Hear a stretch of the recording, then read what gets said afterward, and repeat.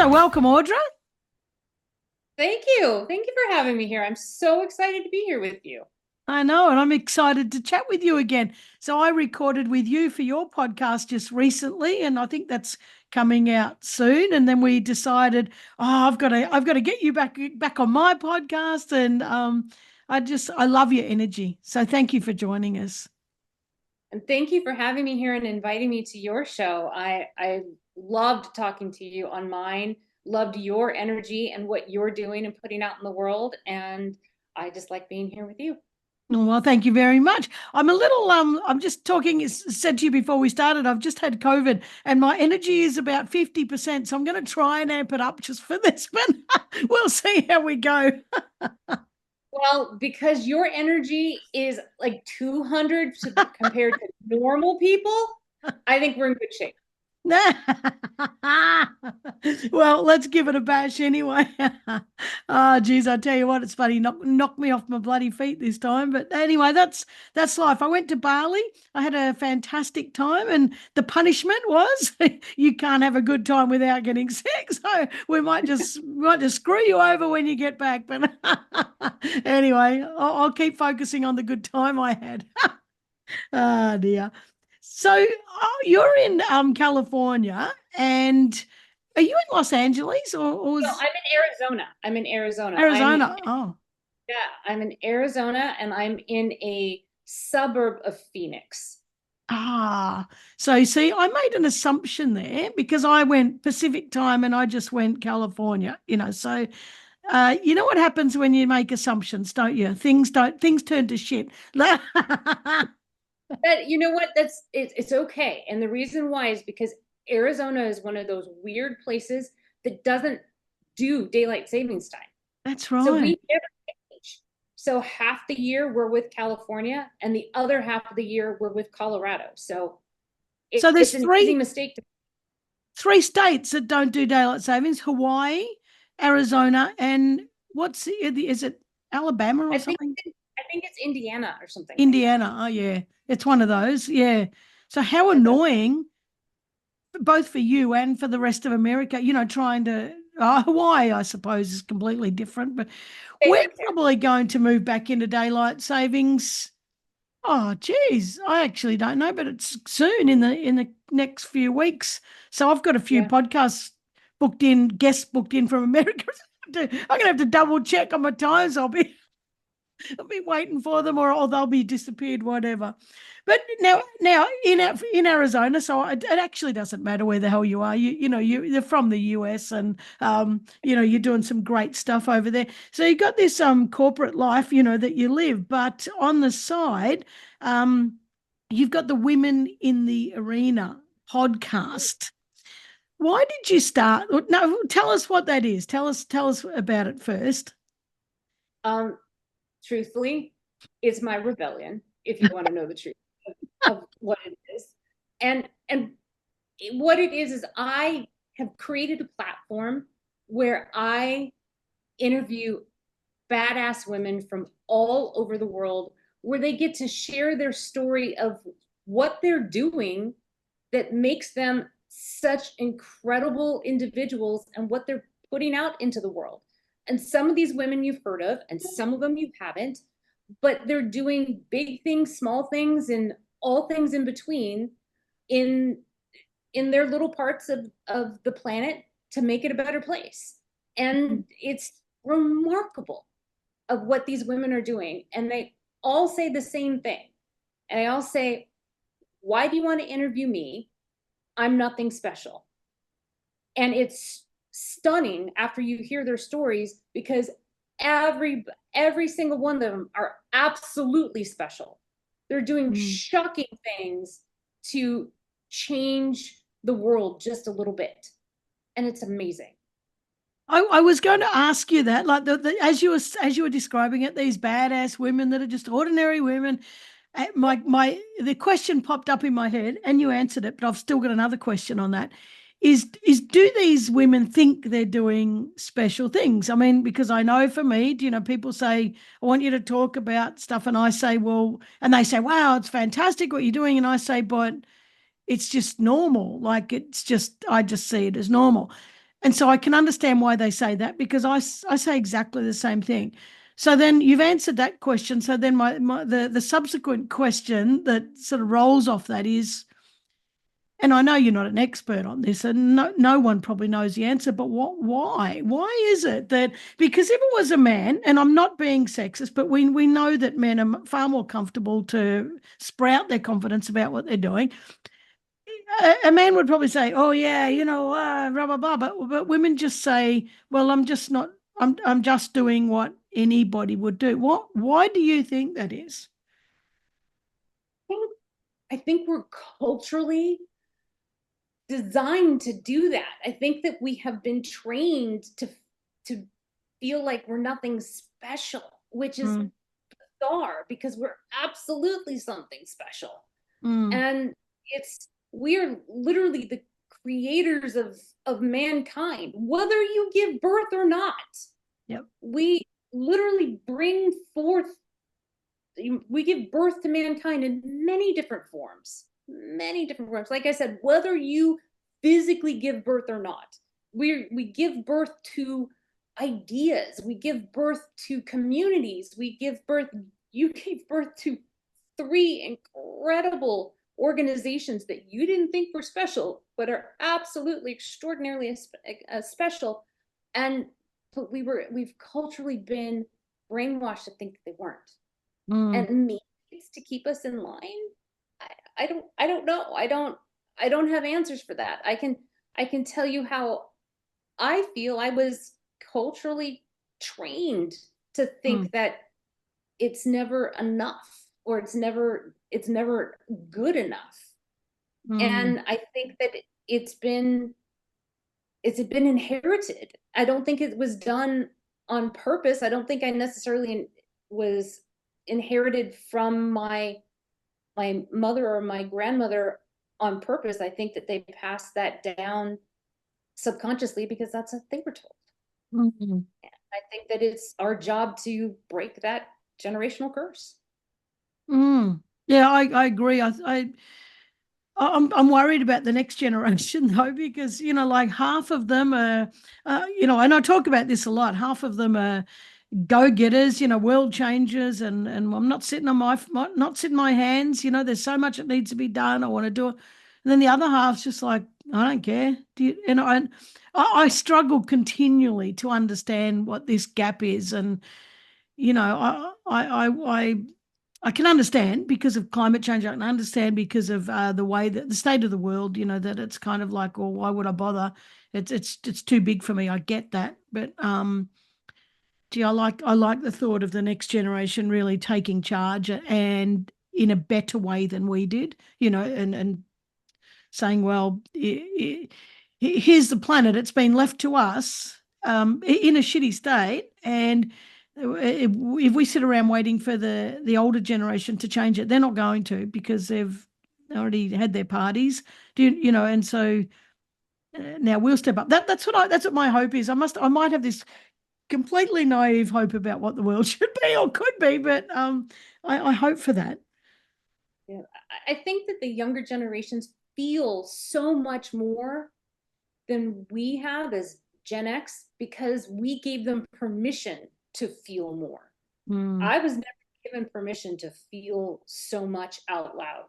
yeah, I mean, I I mean, how many times did you hear "stop crying or I'll give you something to cry about"? yeah, yeah, I heard that on a regular basis. I'm sure you did too.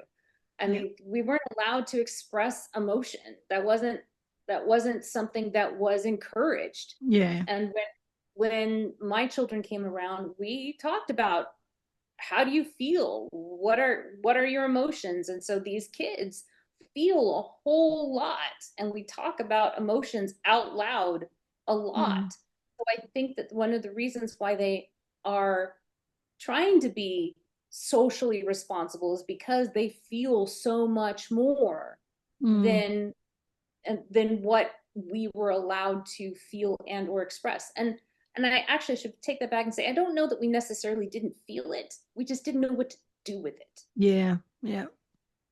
Well, And I I'm a baby boomer, so I was even more belted around think the head than you. Yeah. Except I Yeah. was I'm gonna admit though, I came on the tail end of the baby boomers, and I was vocal, and I was very noisy and very protesty, and maybe I had a big bunch of emotions, and yelling and screaming was the only way I actually could process them. I don't know, but I think you're right. But then I think also some of the young people feel too much that they've shut it down, as well. It's just overwhelmingly, yeah. So why did you start the podcast? I know that you know what it's about and that, but what was it that got a bee in your bonnet and you decided that's it, had enough? Uh, well, I mean, there was that critical point where I was like, I can't. I've had enough. I went looking for a community Mm, because I was like, this can't be it. I've got to go connect with other women that feel all these things that I feel. I can't compartmentalize all this stuff that I've been compartmentalizing for the last 3 decades of this corporate career. I can't. There's got to be other women that feel the way I feel. We cannot have our value overlooked just because it doesn't look like our male counterparts. I got to go mm. talk to some other women. Where is another community that I can talk to and connect? And I looked and I looked and I looked, couldn't find one. And I was like, well, then I'll make one. I'll just make and and I thought I don't have any idea what I'm doing. I have no clue. And I just announced one day to my family, to my husband and my children, I was like, I'm going to create a podcast. And they didn't look at me funny. They were just like, okay, mom, this is just another one of my ideas, because I just announce things and I go do it. I'm one of those people that it never occurs to me that I can't do it. Yeah. And it never occurs to me that it might be harder than I think until I'm halfway in the middle of it. And then I'm in the middle of it and I'm like, oh, this is really hard. But I'm in the middle of it, so I might as well keep going.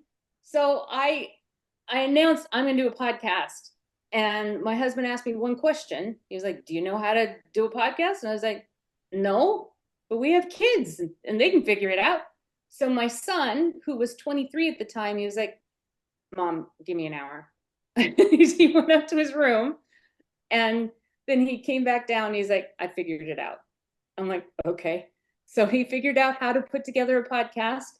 We went and bought my first microphone and I put together a podcast.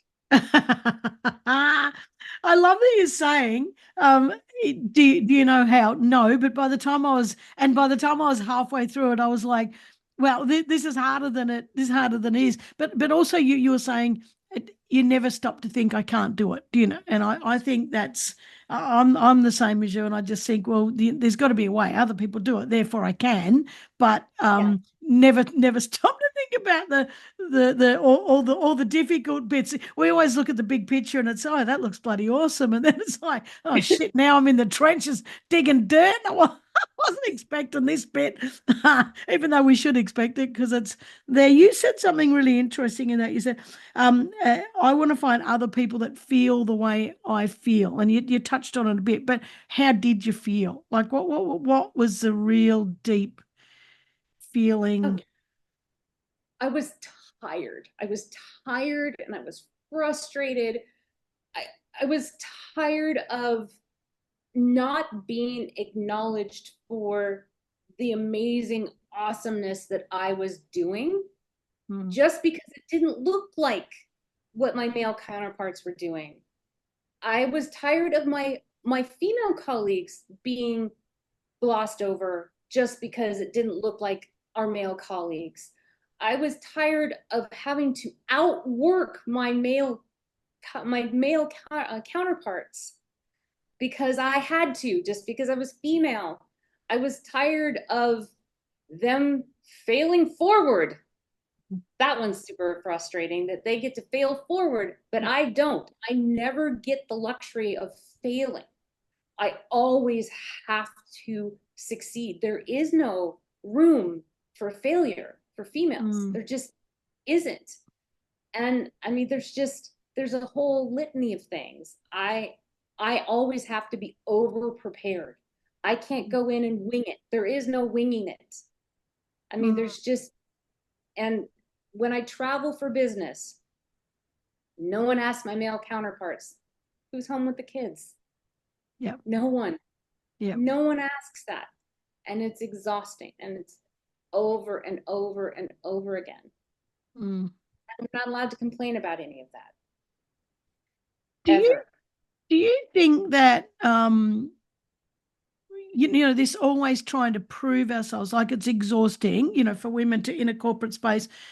But do you think, and this is something I've been thinking a lot about lately, is that women are also tired because of having to raise their level of testosterone to constantly compete in the battlefield. You know, it's kind of like women just want to turn up as women, you know, and just do the thing they do best, and they don't actually want to prepare for battle every time they step foot into a corporate space. And I'm thinking a hell of a lot of that about that lately, and it's I'm seeing it a lot. It's exhausting watching it. You're 100% right. And there was a really long time, and there was a and earlier in my career, there was a very there were several very well-meaning women that gave me really terrible advice.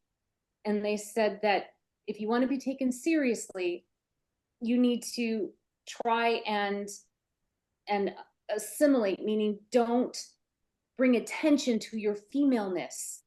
So Mm. I wore shrunken male suits, meaning, I wore the navy blue suit and try to hide my figure and don't wear dresses and don't wear skirts, and I wore a short little cute little bob, and didn't have long hair, and just wanted to be taken seriously and tried to tone down my femaleness. And that is really exhausting because I am most definitely female, and I enjoy my femininity, but I had to stuff it down for a really, really long time. And it wasn't until probably within the last 10 years when I met a woman leader within my industry that I finally saw she was modeling for me as a leader, that she was comfortable in her femininity. She wore dresses, she had longer hair, and she wore color. She wasn't wearing navy blue or black or gray. Where I finally decided I'm never going to do that again, ever. And I stopped trying to tone down that testosterone level. And I started wearing dresses and skirts and wearing my hair as long as I wanted to. And I know that that sounds odd, but it was so freeing that I finally felt like I had been given permission to be as feminine as I wanted to be. And it gave me such power into what I was doing, because I wasn't spending all that energy trying to be something I wasn't. Mm. How did it go down? Like you felt better and you felt stronger because you were actually not, yeah, exactly, spending all that energy trying to be something that you're not. How did other people take it? Like how did the men around you take it? How did it impact any promotions or any of you being taken seriously? How did You know what? I didn't care. Yes. I didn't care. If it, I finally just got to a point where I was like, if it makes you feel uncomfortable that I have curves, that's your problem. Mm. So, and I just no longer cared. Did I notice that they looked at me different? Absolutely. Did I care? No, I did not. Mm. I absolutely did not. And I still did my job and did my job well. Mm. It did not matter to me anymore. And I think I did my job better Mm. Oh, because of I wasn't course. using that energy to hold myself in. Mm. So it's a story, isn't it? It's a narrative, you know, that we that women, not just women, but anybody, hold themselves to is this is what's expected of me. You know, this is how, if I want to succeed. And when we say succeed, we're talking about the bullshit we were fed at school. You know, if you succeeding is having a great job and being rich and having your whatever those bloody paternalistic kind of variables that we're fed, but parameters that we're fed. But in actual fact, success is, I think it's about, and this is my opinion, but it doesn't, everyone's got a different version, is being happy, or is having as many moments of joy as possible, and feeling like you're showing up authentically. You know that you're spending your time um, doing the things that you love, or spending that energy in what you like rather than who you're trying to be. I think I love that. I love that. Do you still work in the corporate space? Oh yeah, absolutely. A very, very corporate space. Yes. But I show up as me and I don't try to assimilate. Am I professional? Yes. But do I pretend to fit in a box that I don't belong in? No. And am I afraid to be goofy? Nope, I am not. I am not afraid to be goofy. Am I afraid that when I'm talking to my colleagues and I occasionally make up words? That's fine. I don't care. You know, if they think that that's silly, that's okay. I'm silly. And if you can't have fun at work, especially in a virtual environment, Yep. then and obviously you're not going to do that in front of your clients. Yep. But if you can't do that with your colleagues, what's the point? Yep. Have you been told to tone it down? Are you kidding? um, yes. Yes, I have.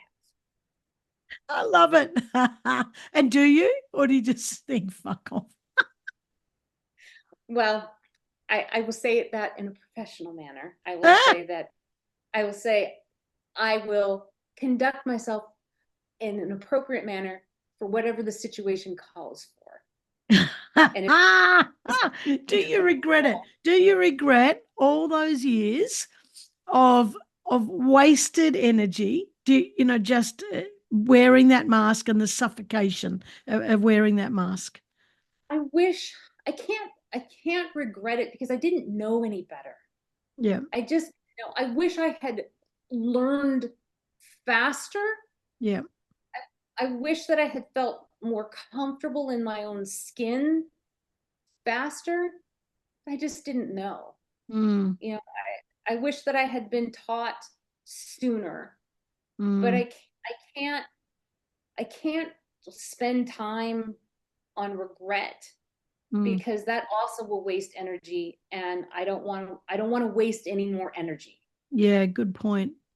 And when you say we should learn sooner, there weren't that many role models. There haven't been enough No, role models to understand that that was a possibility. no, there were not. I mean, we were making it up as we went along. Mm, I mean, there's women in my age and a little bit older, we we were just figuring it out. We were just fumbling around on the light switch trying to turn it on. We just didn't know. We did not know. My grandmother is a first generation American. She was a stay-at-home mom. She wasn't going to prepare me for this. mm, My mother was a nurse. She wasn't going to prepare me for this. mm, I'm first generation college graduate. Who's going to prepare me for this? mm. I walked in blind. My dad, corporate America, but and he could, was in corporate America at a time where men didn't need a college degree to Yep. succeed at the highest heights. Again, a man. How is a man going to prepare me for this? Mm, yeah. Can't. With Can't. all your guests that you've had on, is there do you see that what you're talking about as a common theme, throughout the Yeah. people you interview? Yeah, there's a lot of this. there's a lot of this that we haven't spoken out loud just because we hadn't been given license to. There, because we're supposed to be grateful that we're here and that kind of thing. But I think that we've started to talk about it out loud, and not in an angry tone, because we don't want to appear angry, because I don't think we are. I mean, there may be frustration, but there also is a recognition finally that, oh, you feel that way? I feel that way. I thought I was the only one. No? Oh, really? Well, let's talk about it. I mean, we're starting to recognize that we're not the only ones here doing this all by ourselves. And we don't have to pretend that we have it all together, because we don't. Yeah. As a matter of fact, none of us do. We're all just pretending that we do. Yeah. And we can drop the facade and start talking to each other about, I'm just trying to figure this out. What's worked for you? Oh, okay, what's worked for you? And doing a little bit better what the men have done really well for a really long time, which is networking and helping each other out. Because that's how they have succeeded for a really long time, is that they've networked and helped each other navigate these difficult situations. Women have been siloed and haven't done that really well. Well, we're starting to figure this one out and go, oh, okay, let's help each other out and help each other out of sticky situations. I was when I was in Bali last week, it was a women's retreat, and it was exactly what you're talking about, but in reverse. It was women saying, well, holding space for each other to say, well, we're like, for people to feel safe enough to say, I need help with this, and then for others to say, okay, well, what do you need? I can offer this, and I can offer that, and I can show you this bit. And the generosity, the level of generosity I saw and support was incredible. And I sat there on multiple occasions thinking, why do we need to have retreats for women to feel like, say, it's a great idea and I loved every bit of it, but it's kind of like, then we go back into the real world and do, does this then like replicate, like ripple effect, does this get bigger and bigger and bigger as we bring it back out into the world? And my thoughts are, yes, I don't see why not, but I don't think we see enough of it. I don't think we see enough of women just, and our Girls with Hammers conference is very much like that, to showcase that you're not alone, and there's all these women that we all feel the same. Like, we all have challenges, we all have, and if we're stuff going on, if we're kind to each other, if we're supportive of each other and we just reach out a hand and say, I don't know, how can I help? Or or sometimes I can't help. That's the other thing. Here's an ear, here's a shoulder. But just the fact that people don't feel alone is incredibly helpful. It's also removing that artificial barrier between each other.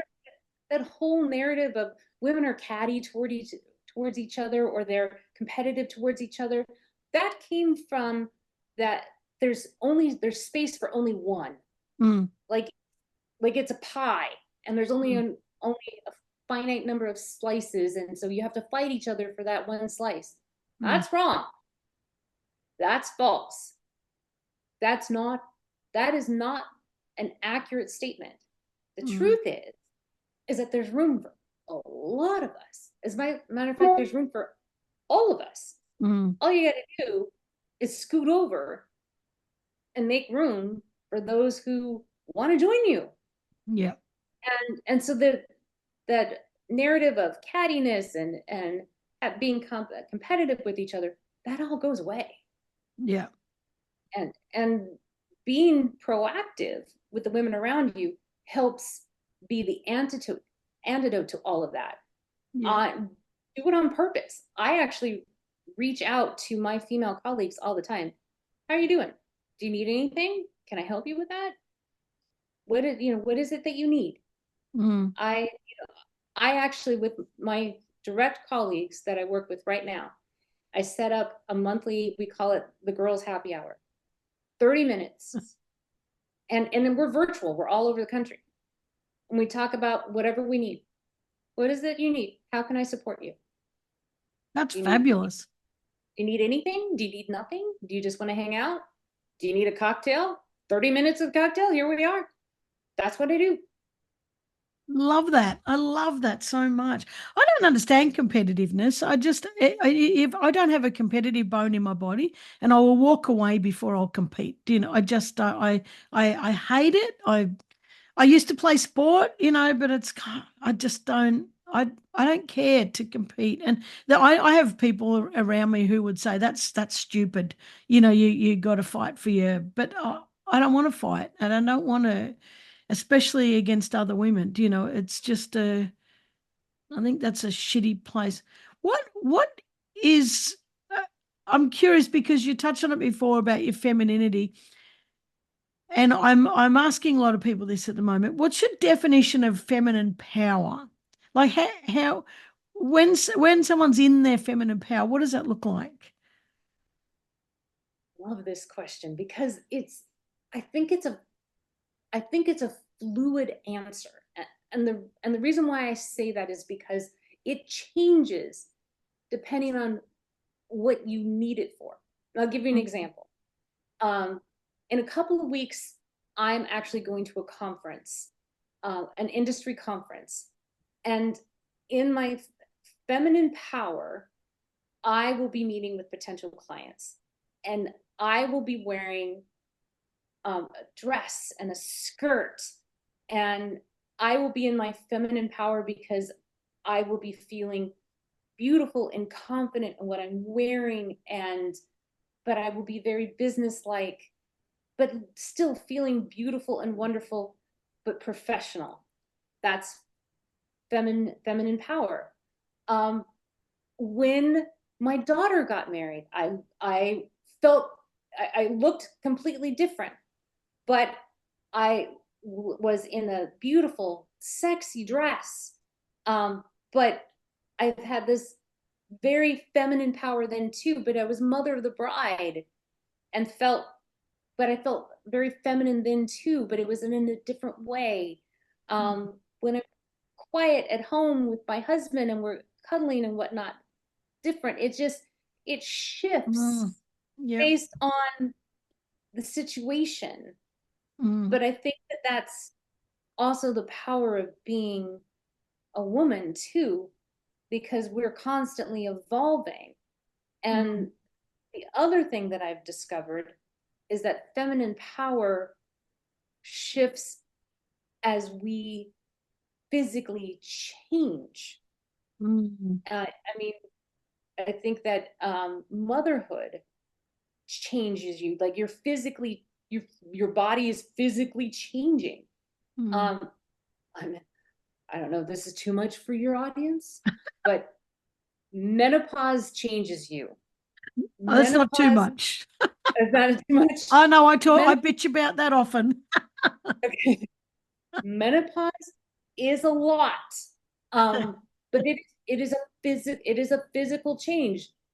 Some of it's not so fun, but there is a physical shift in power that you start to embrace. At least I have, because I have found that the more I embrace it, the less menopause sucks. Someone told me that. They were like, the more you dread this, the more your body's going to fight you. Yeah. But if you embrace this and understand that you're just graduating to the next level, it may not suck that much for you. And I was like, all right, I'll give this a shot. Do you know she was right? But it's absolutely correct. Yeah. And I think because being female, you are constantly physically changing. Your feminine power is constantly changing. So with your guests, like, have you had And I know I'm asking you without, you didn't have these questions prepared, so you haven't had any time to think. But I'm just going to throw it at you anyway. Off Um, the cuff. with your guests, has there been somebody who you've gone far out? Wow. After you've got off and you've gone, holy shit. That is just phenomenal. Like someone who's really, really in their power, and you just think, oh my God, wow. Yeah. Um, I got the opportunity to interview the former editor of Vogue. Oh, wow. Yeah. I just interviewed her a couple of weeks ago, so the episode hasn't come out yet. She is amazing. Like Wow. unbelievably. First of all, she's unbelievably cool. She has interviewed the most, or she's met and interviewed the most amazing women on the planet. She is the editor that when she was the editor of oh gosh, I can't remember the name of the magazine, but she was the editor. She did the ground. She was the first editor to turn over an entire issue of a magazine to a sitting first lady, and the first lady happened to be Michelle Obama. Wow. And Michelle Obama took over the entire edition of the magazine, and she edited the whole thing start to finish. It's the first time it ever been done. And not only was this woman brilliant, and had she met all these incredible women and done all these amazing things, she just got it. She just understood it. She was unapologetic. She just was super grounded, and she just got it. And she did it in such a way that she had a very high powered job. Mm. And and she also said something out loud that I'd never heard another woman say from her perspective of her being in a high powered job. And that was, she says, when my children left the nest, I fell into this deep depression that I never expected. She says, I've always had more. I always had this incredible career and motherhood. She said, so this depression when the kids grew up and left the house caught me completely by surprise. And I never expected it. And I never heard another woman say that out loud. And the reason why that was important for me to hear, because that's exactly what I had been experiencing. Because I've always had this crazy career and motherhood. And I've never heard another woman express it that way, especially from a woman that had been doing so many crazy, amazing things and was absolutely in sync with her femininity. Mm. And then see this, and I was like, oh, I'm normal. Mm. Absolutely normal. Wow. And when I got off the interview, I was like, oh, she gets it. I'm not out here on an island. Mm. I get this. And she just gave me a gift that she'll never understand. Mm. Wow. And it was pretty amazing. Mm. And also in that, you're saying about her handing over the editing to Michelle Obama, who is a very intelligent person. Like it's not like she's just sitting there sort of painting her nails as the first lady. But the confidence and self-assured persona, or like truth of the person you're talking about, to hand over something like that and risk your own credibility, to risk mistakes, to risk, like that takes a lot of being really safe and comfortable in your own skin, Yes. to do that, because like there's not like imposter syndrome and all those other things are usually biting at your heels. And what if I get criticized? What if I get taken down? What if I lose my job over this? What if this is the end? Like there's a lot of that stuff that happens for most people. So that's really I think that's really gutsy. That Yeah, is power. That's yeah. I thought so too, because I mean, this at the time, this was the most powerful woman probably in the world at mm, the time, and she was handing over basically her job mm, to this. So this is a woman that is a very strong personality, handing over her job to another very strong personality. You have to have a very strong sense of self to be able to do that. mm. And a very great sense of empowerment. Actually, we all talk about empowerment, but don't always get it right. And there's like she, as a powerful woman, would have this immense self power, and which what comes with that for a lot of people is that I'm going to hold my power to myself, so that I remain powerful. But for someone to give their power over with full trust to somebody else, that really is empowerment, to shift that power over to another, in particular to another woman, because there's a whole male world out there that would be chomping at the bit, waiting to take someone down. So I think that's an incredible story. Yeah. That Yeah, it blew me away. It blew me away. And then in the next breath to express this extremely tender and vulnerable statement, I thought this woman just, she's amazing. mm, Blew me away. Blew me away. wow. I I keep thinking about your podcast title, "Women in the Arena," and there's that great, and I think it's called "Man in the Arena," but it It doesn't is. matter. There's that great saying or whatever, talking about don't don't worry about what the people on the sidelines are saying. If they're not in the arena with you fighting the battle, their opinion doesn't count. And that's not coming from an arrogant stance like people's opinions don't count, as in you're a piece of shit, piss off, I don't want to hear what you've got to say.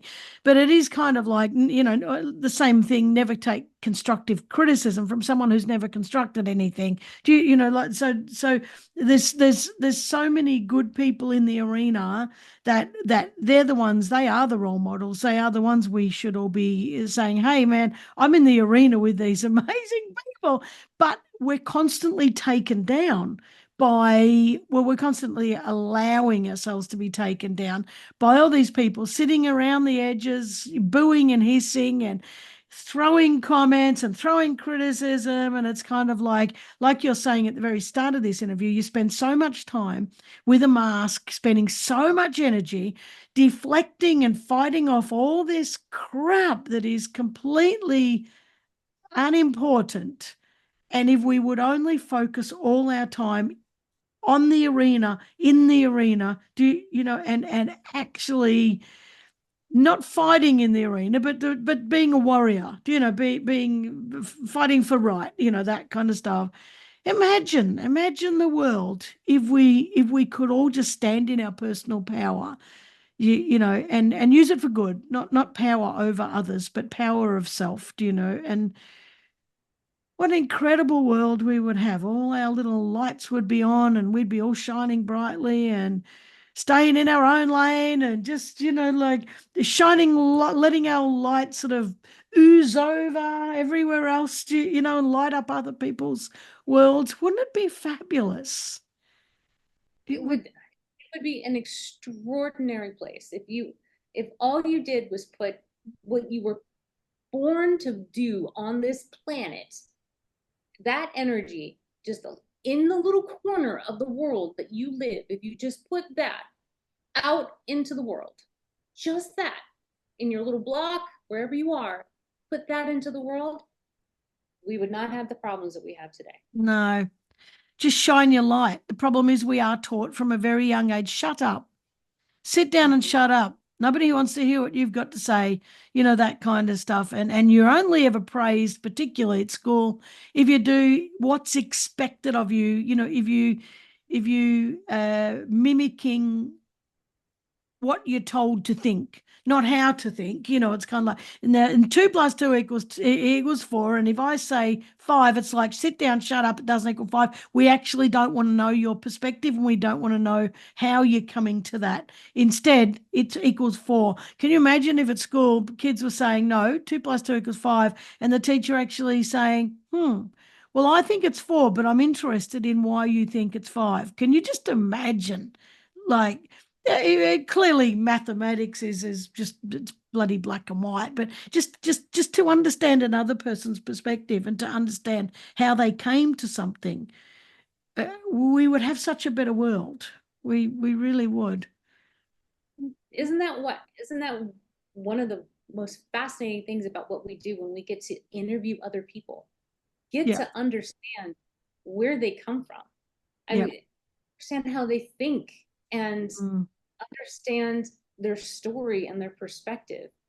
I can tell you without hesitation, creating this podcast that I've done has changed my life, because each and every one of these women that I have interviewed, yourself included, has given a little piece of themselves to me, because they're sharing these very vulnerable stories.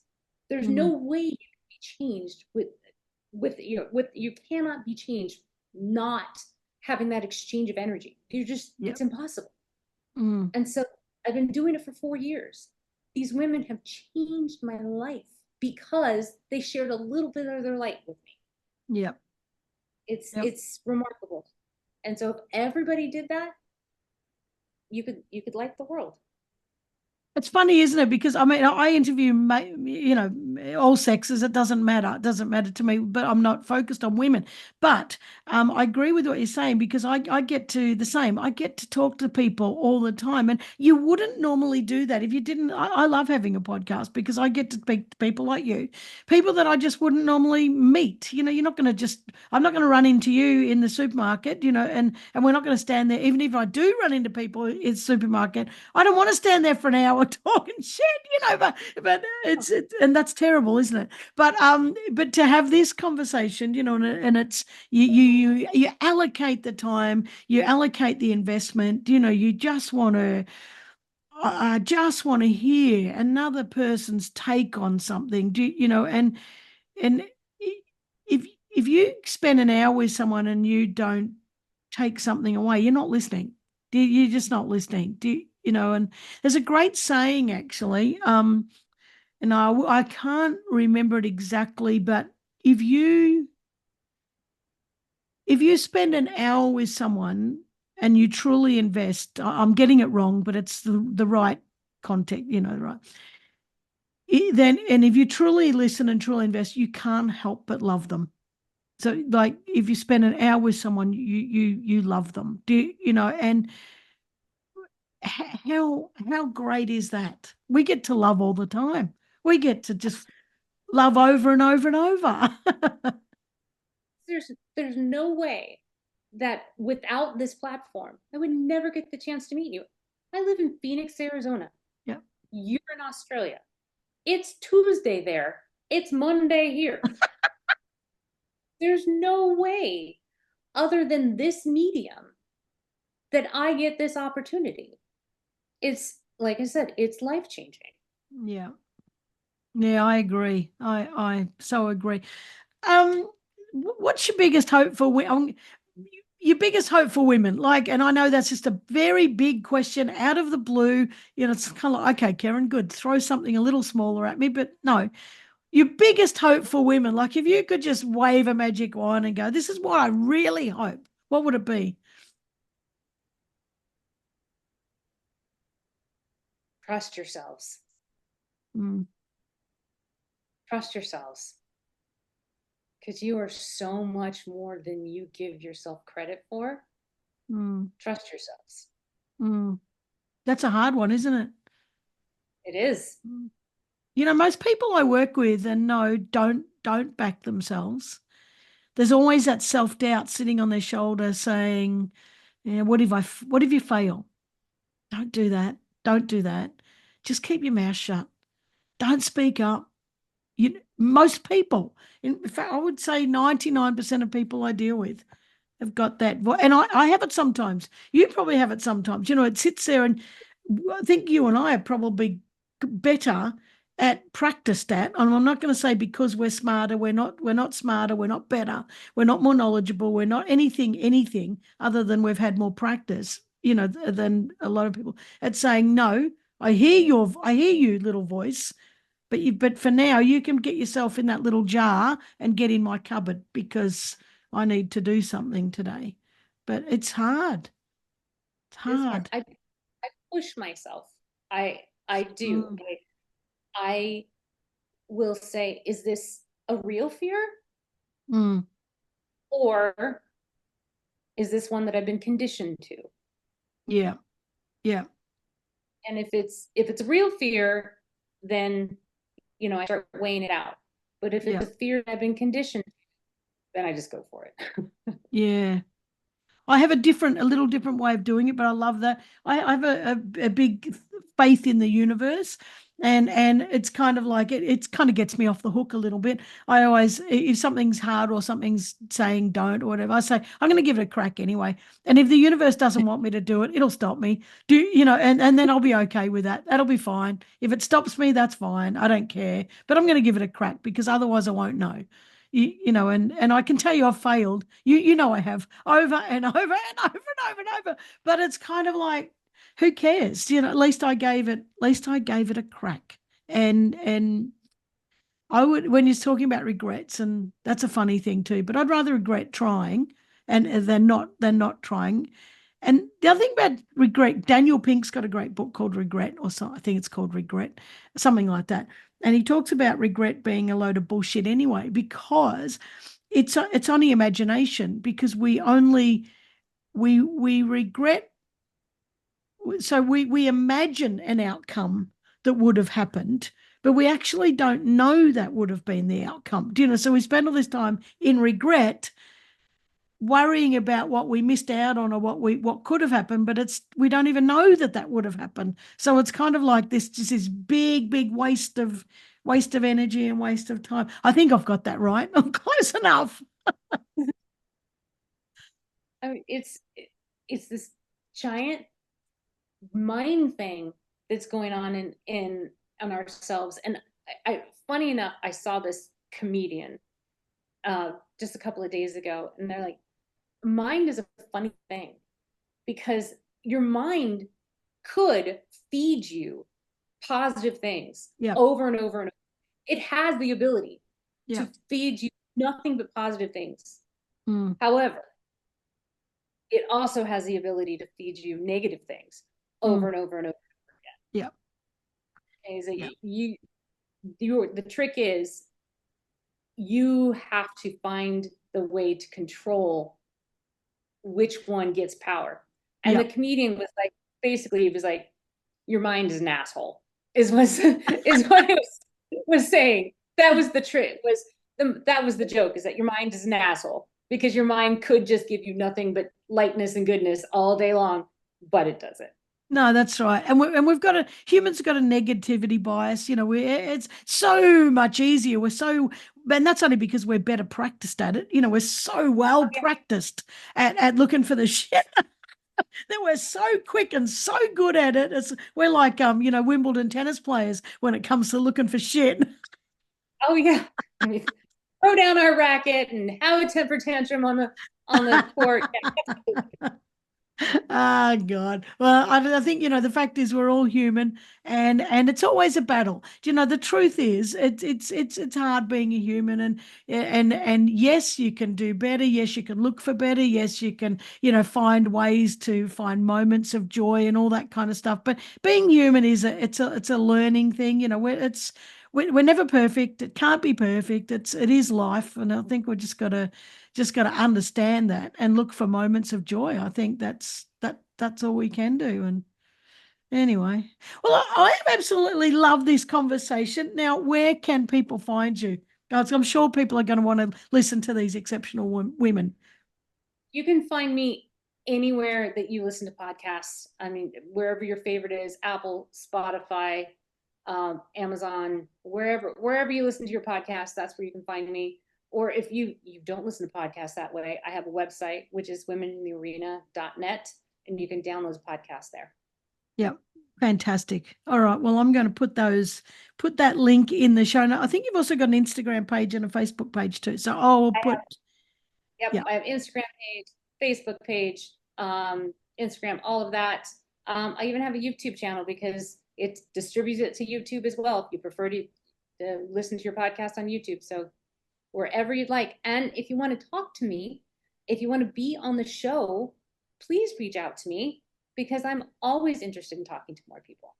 Fantastic. And you're on LinkedIn, so people can connect with you on LinkedIn as well. So, all right. Well, I hope people do reach out, and I do hope you get more amazing guests because I think it's absolutely brilliant what you're doing. So thank you for bringing great women into the arena and showcasing them. It's really important. So thank you.